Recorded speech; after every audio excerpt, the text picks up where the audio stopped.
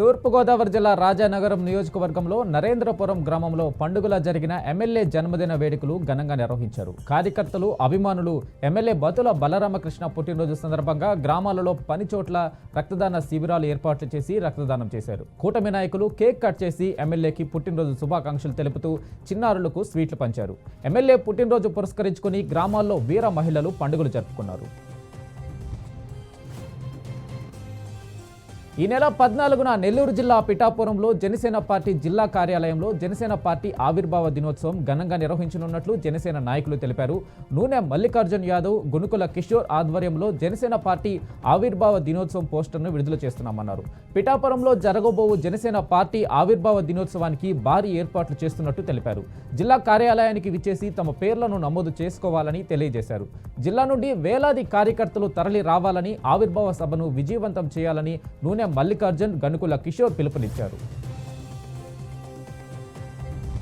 Mega gas ప్రమాదవశాత్తు లీకై పెను ప్రమాదం తప్పిన సంఘటన సూర్యాపేట జిల్లా కోదాడ పట్టణం ఆజాద్ నగర్లో చోటు చేసుకుంది. మున్సిపల్ సిబ్బంది మంచినీటి మెయిన్ లైన్ వాల్ రిపేర్ చేస్తున్న క్రమంలో పనిముట్లు గ్యాస్ పైపుకు తగలడంతో ఒక్కసారిగా గ్యాస్ బయటికి వెలువడింది. శబ్దానికి సమీపంలో ఉన్న బాలికల ఉన్నత పాఠశాలలోని విద్యార్థులు భయభ్రాంతులకు గురై బయటకు పరుగులు తీశారు. స్థానికులు సమాచారం ఇవ్వడంతో హుటాహుటిన సంఘటనా స్థలానికి చేరుకుని గ్యాస్ సిబ్బంది గ్యాస్ను అదుపు చేసి గ్యాస్ పైప్కు మరమ్మతులు చేశారు.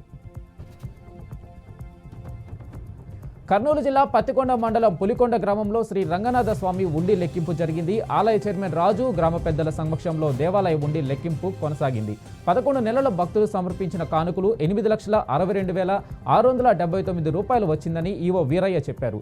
శ్రీ పులికొండ రంగనాథ స్వామి దేవాలయం ఉండి లెక్కింపు పులికొండ గ్రామ పెద్దలు, ఆలయ కమిటీ ఆధ్వర్యంలో నిర్వహించడం జరిగిందని ఆయన తెలియజేశారు. ఓ యువకుడిని గుర్తు తెలియని వాహనం ఢీకొట్టిన ఘటన రంగారెడ్డి జిల్లా హైదరాబాద్లో చోటు చేసుకుంది. శ్రీనివాస్ అనే యువకుడు రాత్రి నడుచుకుంటూ ఇంటికి వెళ్తుండగా టాటా హారియర్ కారు ఢీకొట్టి ఆపకుండా వెళ్లిపోయింది. శ్రీనివాస్ స్పాట్లో ప్రాణాలు విడిచారు. సమాచారం అందుకున్న పోలీసులు ఘటనా స్థలానికి చేరుకొని కేసు నమోదు చేసి దర్యాప్తు చేపట్టారు. ప్రమాద దృశ్యాలు సీసీటీవీ కెమెరాలో రికార్డ్ అయినట్లు తెలిపారు. లైన్ మ్యాన్ స్లాబు ఉక్కు ఉరివేసుకుని ఆత్మహత్య చేసుకున్న ఘటన తిరుపతి జిల్లా ఓజిలి మండలం కురుగొండలో చోటు చేసుకుంది. కురుగొండ సబ్స్టేషన్లో మురళి అనే లైన్ మ్యాన్ మరి కాసేపట్లో జాతీయ లైన్ మ్యాన్ దినోత్సవ కార్యక్రమం జరుగుతుందనంగా ఉరేసుకుని ఆత్మహత్య చేసుకున్నాడు. పోలీసులు కేసు నమోదు చేసి దర్యాప్తు చేపట్టారు. శ్రీ సత్యసాయి జిల్లా పుట్టపర్తి పరిధిలోని పెద్ద కమ్మవారిపల్లిలో పోతలప్ప, చెన్నకేశవ స్వాముల జాతర ఉత్సవాలు ఘనంగా నిర్వహించారు. ఉత్సవాలలో భాగంగా స్వామివారికి ప్రత్యేక పూలతో పూజలు చేశారు. ఉత్సవాలను పురస్కరించుకొని గ్రామస్తులు ఎద్దుల పండ్ల పరుగు పందెం పోటీల్లో పాల్గొన్నారు. పరుగు పందెం పోటీలలో పాల్గొనేందుకు రైతులు పెద్ద ఎత్తున తరలివచ్చారు. పోటాపోటీగా సాగిన పోటీలలో గెలుపు కోసం ఎద్దుల బండ్లతో రైతులు పోటీలు పడ్డారు.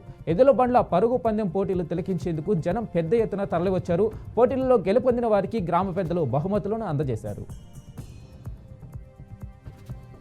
అల్లూరు జిల్లా ఒరిస్సాలో మన్యంకొండ జాతర ఘనంగా నిర్వహించారు. ఈ జాతర ఒరిస్సాలో ఫిబ్రవరి 11న ప్రారంభమై మార్చి 12 వరకు కొనసాగుతుంది. యాత్రలో భక్తులు కొండ కోనలు ఎక్కుతూ కాళ్లకు చెప్పులు లేకుండా మేళ తాళాలతో, దింసా నృత్యాలతో ఆ ముత్యాలమ్మ తల్లితో నడక సాగిస్తారు. ఆంధ్ర, ఒడిశా, ఛత్తీస్గఢ్, తెలంగాణ రాష్ట్రాల సరిహద్దుల్లో ఈ జాతర జరుగుతుంది.